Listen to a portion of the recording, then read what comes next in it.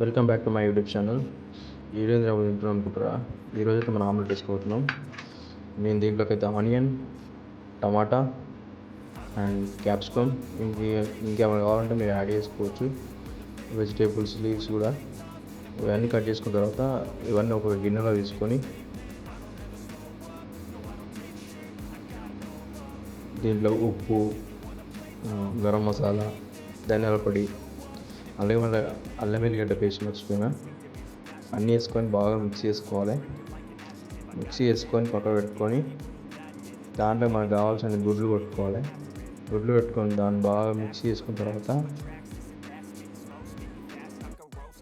Stove on చేసుకొని పెంకలో కొంచెం కావాల్సిన ఆయిల్ పోసుకొని దాన్ని మంచిగా నీట్గా పెంకతో స్ప్రెడ్ చేసి మనం మిక్స్ చేసుకున్న ఆమ్లెట్ని అయితే పెంక చుట్టూ మంచిగా నీట్గా స్ప్రెడ్ చేసుకొని స్టవ్ చిన్న పెట్టి దాని మీద గిన్నె పెట్టుకోవాలి. కొద్దిసేపు అయినాక దాని మీద గిన్నె తీసి మనకు కావాల్సిన లీవ్స్ అయితే వేసుకోవాలి. నా దగ్గర కరివేపాకు మాత్రం ఉంది, ఎందుకంటే కరివేపాకు తీసిన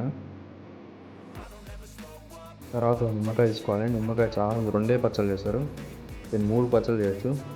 చూడండి ఎట్లనో పిత్తులు తీసేసుకొని ఆమ్లెట్ మీద స్ప్రెడ్ చేసుకోవాలి మొత్తం. మళ్ళీ గిన్నె పెట్టుకొని దాన్ని ఫ్లిప్ చేయాలి.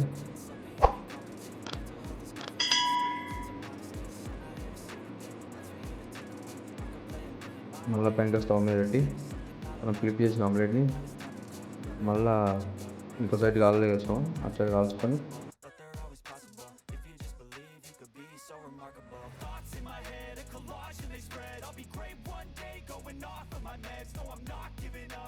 కాలిన తర్వాత కింద వేసుకొని తినేయడం. ఇక ఎట్లుందో మన బాబాయ్ చెప్తాడు టేస్ట్.